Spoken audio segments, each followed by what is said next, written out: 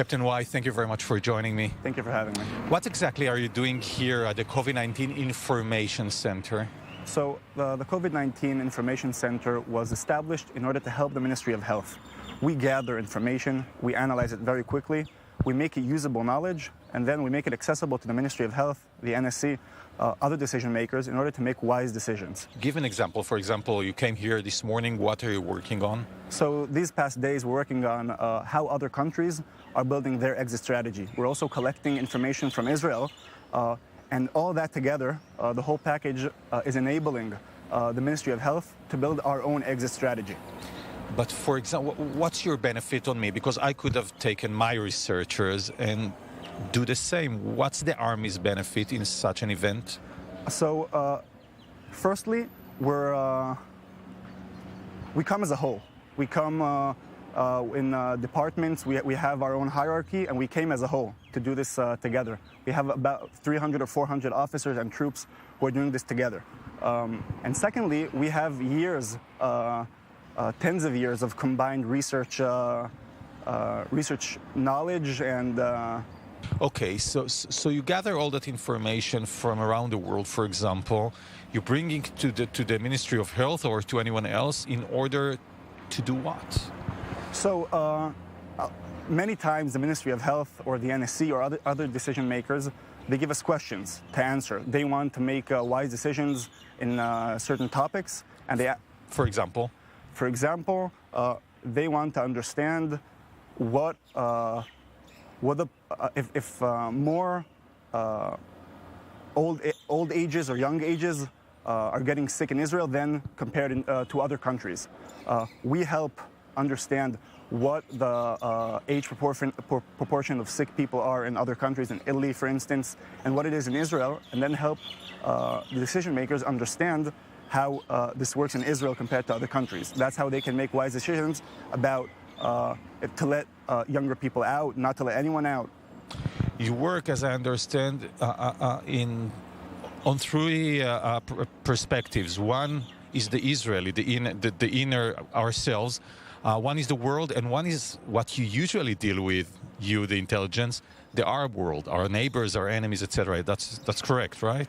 Yeah, it's correct, but I can't really get into this, but we do analyze what's happening in the West Bank, for example, because we understand that it's part of what's happening in Israel, and it has a lot of influence on what's happening coronavirus-wise inside Israel. So what have you learned so far? You're here for a month, you told me. Yeah. What have you learned so far out of your researches? I'll give one example. For example, we understood, we helped the Ministry of Health understand what's happening in different cities and neighborhoods in Israel. We were one of the first ones who helped the Ministry of Health understand what cities are more dangerous coronavirus-wise and where they should focus their decision-making on.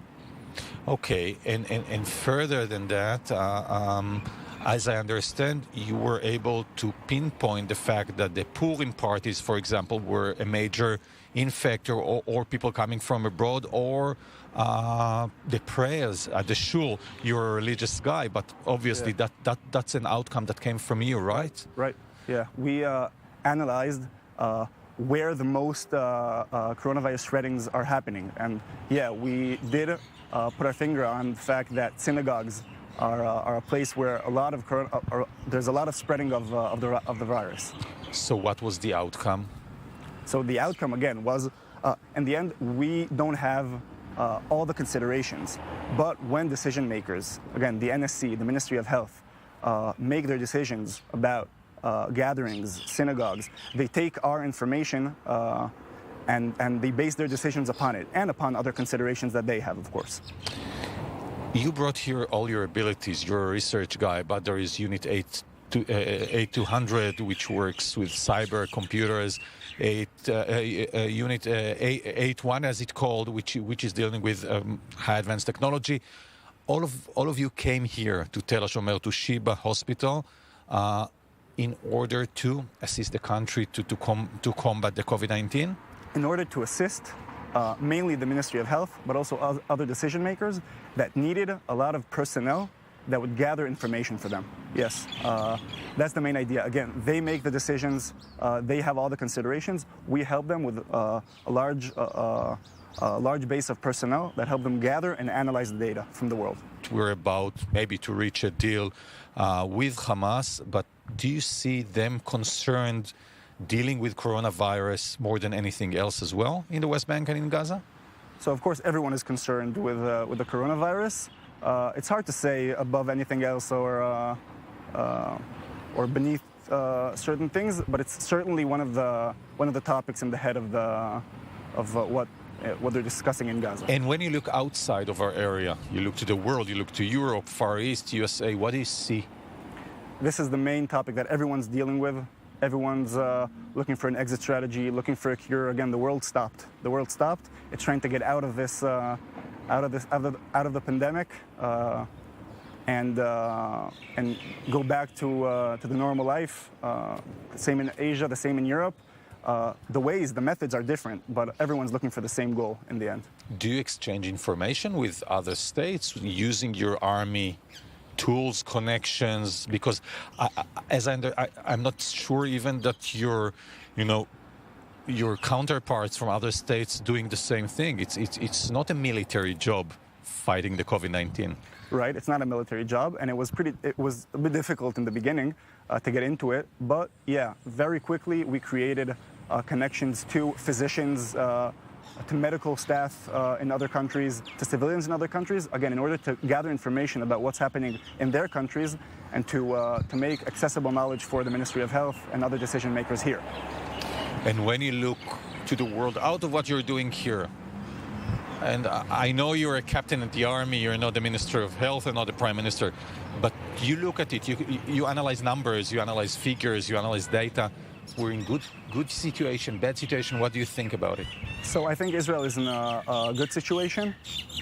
Again, it's because the Israeli people are listening to the Ministry of Health and other decision makers. I think we're making good progress, like other countries, and we need to keep on making that progress in the next few weeks and months. Quite strange. I mean, you were trained to be an intelligence officer fighting, I don't know, our enemies or researching our enemies, finding yourself with a different enemy. You're right. It's strange, but I see it as a big privilege, and so do other people here. A very big privilege. We have a few months of working on a national mission, and again, helping decision makers in Israel. Our reports get to the highest tables in Israel, to government officials, to the Ministry of Health, and we're making an impact. And that's what I came to do, to make an impact.